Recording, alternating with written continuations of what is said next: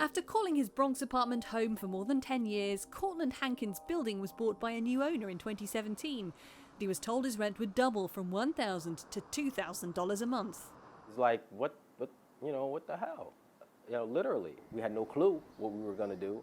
5 years on, many more New Yorkers are facing similar price increases.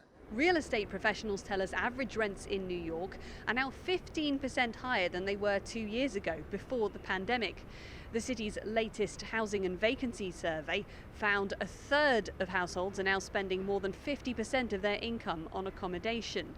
And the availability of lower cost vacancies, under $1,500 a month, is at a 30-year low. Housing analysts say property owners are cashing in on increasing demand for city living following the lifting of COVID-19 restrictions. You have signs of extremely aggressive pricing at the expiration of leases. In more and more cases, I think it's fair to say that the tenants can't afford, that they're priced out. And I think landlords have been so anxious to make up for lost time for the bleak 2020, the loss in rent revenues, that they're pushing the envelope a little bit in terms of what is affordable. Cortland Hankins and his fellow residents put up a fight against their rent rises, and after a complex legal battle, the building was bought on their behalf by a non-profit organisation. And now he and his neighbours will get the chance to own their homes, buying into a limited equity co-op. Our initial purchase price, ballparking $2,400, $2,500, $2,600. So that's beautiful. And the beautiful thing about it is most of us had to pay too much security, so we were able to use our security payments to cover that.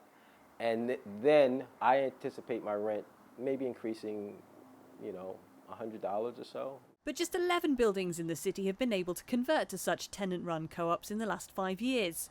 New York Mayor Eric Adams campaigned on tackling the cost of living crisis in the city. However, 6 months into his term, he's yet to roll out his promised comprehensive housing plan. Cortland Hankins now runs an organisation helping people facing homelessness and says rising rents are hitting certain communities harder than others. The black and brown population, period.